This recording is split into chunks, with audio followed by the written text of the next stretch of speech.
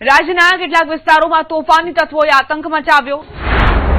આ તરફ મોરબીના હળવદના મયાપુર ગામે જમીનની અદાવતમાં મારપીટ થઈ। ખેતરમાં ઘૂસીને 6 શખ્સોએ દંપતીને ઢોરમાર માર્યો। ખેતર અમારું છે, ખાલી કરી દો કહીને મારપીટ કરી હતી। આ ઘટના બાદ ભોગ બનેલા ઇજાગ્રસ્ત દંપતીએ સારવાર બાદ ફરિયાદ નોંધાવી છે। મહત્વનું છે કે ભોગ બનેલા આધેડે જમીન બાબતે હળવદ કોર્ટમાં પિતા સામે કેસ કર્યો હતો। કોર્ટમાં કેસ ચાલુ હોવા છતાં પિતાએ જમીન વેચી દીધાની ચર્ચા હતી, જેથી વેચાણ બાદ જમીનનો કબજો લેવા બાબતે કેટલાક શખ્સોએ મારામારી કરી હતી।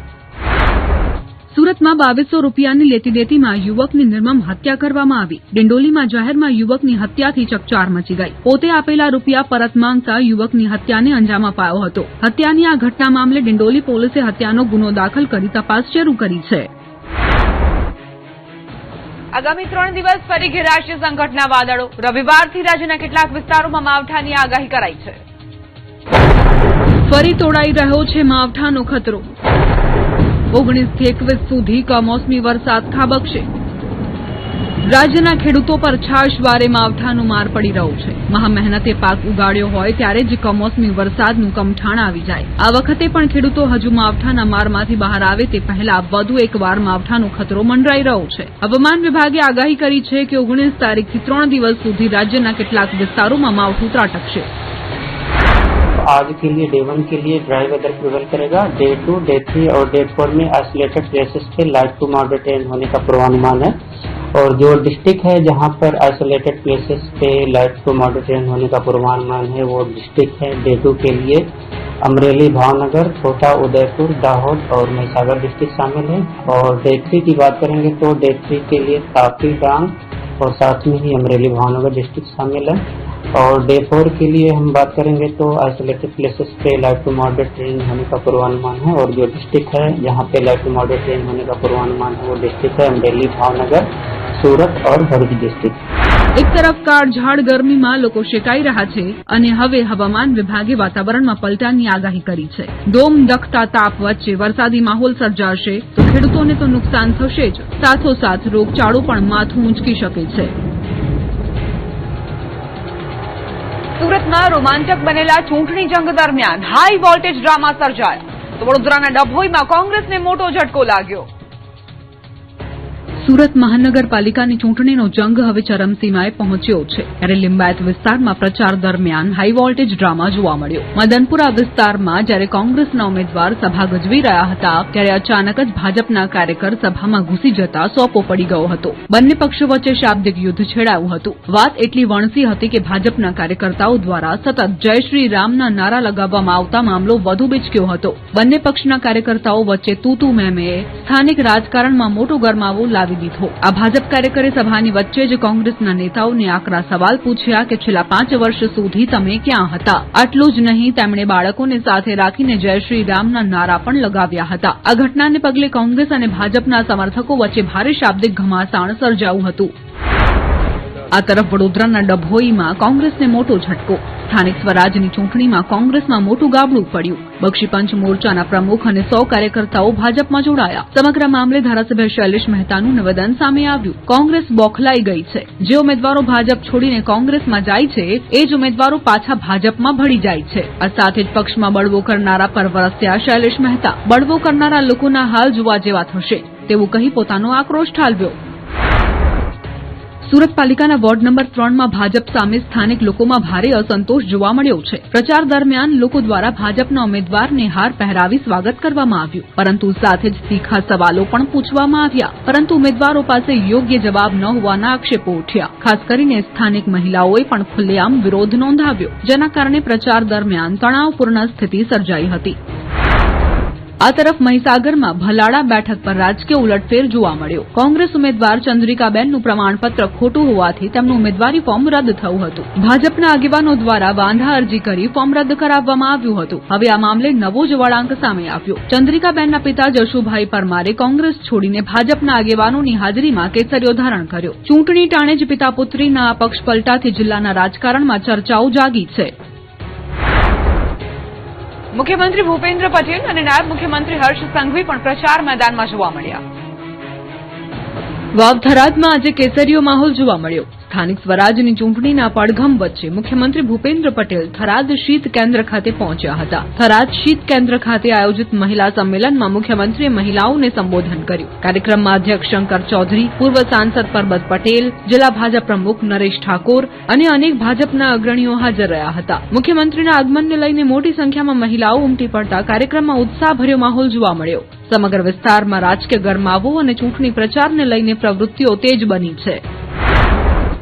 આ તરફ ડાંગ જિલ્લામાં સ્થાનિક સ્વરાજની ચૂંટણીનો માહોલ ગરમાયો છે. રાજ્યના નાયબ મુખ્યમંત્રી હર્ષ સંઘવીની મુલાકાત રાજકીય ગરમીમાં વધારો કરી રહી છે. આ મુલાકાતને ભાજપ માટે એક વ્યૂહાત્મક પગલું માનવામાં આવે છે, જે ચૂંટણી પહેલા પક્ષને મજબૂત કરવામાં મદદરૂપ થઈ શકે છે. મુલાકાત દરમિયાન ડેપ્યુટી મુખ્યમંત્રી સૌપ્રથમ આહવા ખાતે આવેલા બિરસા મુંડા સર્કલ પર પહોંચી આદિવાસી સમાજના વીર યોદ્ધા ભગવાન બિરસા મુંડાની પ્રતિમાને પુષ્પાંજલિ અર્પણ કરી હતી. હર્ષ સંઘવીએ આહવા બિરસા મુંડા સર્કલ પાસે કાર્યકર્તાઓ સાથે ચાય પે ચર્ચા કરી.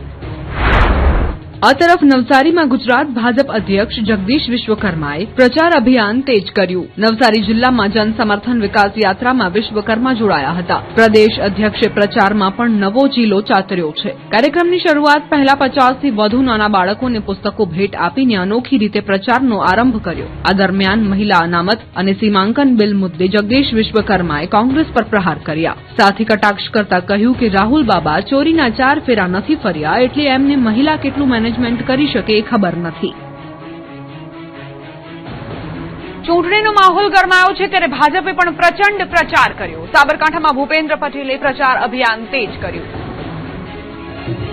રાજ્યમાં સ્થાનિક સ્વરાજની ચૂંટણીને લઈ તમામ પક્ષોએ જોરશોરથી પ્રચાર શરૂ કર્યો. ત્યારે સાબરકાંઠામાં ભાજપે પોતાના ઉમેદવારોને જંગી બહુમતીથી જીતાડવા માટે પ્રચાર અભિયાન તેજ બનાવ્યું. મુખ્યમંત્રી ભૂપેન્દ્ર પટેલે હિંમતનગરના મહેતાપુરા ખાતે ચૂંટણી કાર્યાલયનું ઉદઘાટન કરીને સહકારી અને સામાજિક આગેવાનો સાથે બેઠક યોજી હતી અને કાર્યકરોને સંબોધન કરી સરકારની પ્રજાલક્ષી યોજનાઓને ઘરે ઘરે પહોંચાડવા આહવાન કર્યું હતું. ત્યારબાદ પ્રાંતિજના સલાલ ખાતે વિકાસ સંકલ્પ સભામાં પણ ઉપસ્થિત રહી ઉમેદવારો અને કાર્યકરોને જીત માટે માર્ગદર્શન આપ્યું હતું. બંને સભાઓમાં સ્થાનિક આગેવાનો અને મોટી સંખ્યામાં કાર્યકરો હાજર રહ્યા હતા.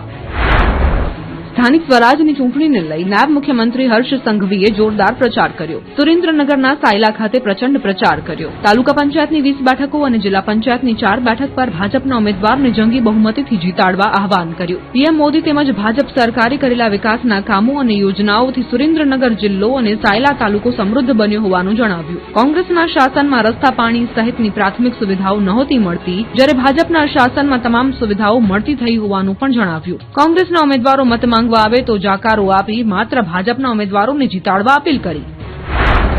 આ તરફ અમદાવાદમાં ભાજપે ચૂંટણી પ્રચાર તેજ કર્યો છે. બોળકદેવ વિસ્તારમાં ઉમેદવારો ઘરે ઘરે જઈ સંપર્ક અભિયાન યોજી મતદારોને આકર્ષવાનો પ્રયાસ કરી રહ્યા છે. વિકાસ કાર્યો, ઇન્ફ્રાસ્ટ્રક્ચર પ્રચારમાં મુખ્ય એજન્ડા છે. છતાં ક્યાંક સ્થાનિકોએ રસ્તા, ડ્રેનેજ, સ્ટ્રીટ લાઇટ જેવી સમસ્યાઓ અંગે સવાલ ઉઠાવ્યા. આ વચ્ચે ઉમેદવારોએ બોળકદેવ વિસ્તારમાં વિકાસના કામો ગણાવ્યા હતા. સૌરાષ્ટ્રમાં જામ્યો ચૂંટણી પ્રચાર. રાજકોટ અને ગીર સોમનાથમાં પૂરજોશમાં પ્રચાર પ્રસાર. ગીર સોમનાથમાં સ્થાનિક ચૂંટણીને લઈને કોંગ્રેસ માટે શરૂઆતથી જ કઠિન પરિસ્થિતિ ઉભી થઈ છે. આ દરમિયાન જિલ્લા કોંગ્રેસ પ્રમુખ પૂંજા વંશનું નિવેદન ચર્ચામાં છે. ધામડે જિલ્લા પંચાયત બેઠક પર પ્રચાર દરમિયાન તેમણે નિવેદન આપ્યું. તેમણે કહ્યું કે નવી પેઢીને કોંગ્રેસના ઇતિહાસ વિશે પૂરતી જાણકારી નથી, કારણ કે 1995થી ગુજરાતમાં ભાજપની સત્તા રહી છે અને આજની યુવા પેઢી માત્ર ભાજપને જ જોતી આવી છે. નવી પેઢીએ હર હર મોદી અને ઘર ઘર મોદી જ જોયું છે, જેના કારણે કોંગ્રેસને મતદારો સુધી પહોંચવા વધુ મહેનત કરવી પડી રહી છે.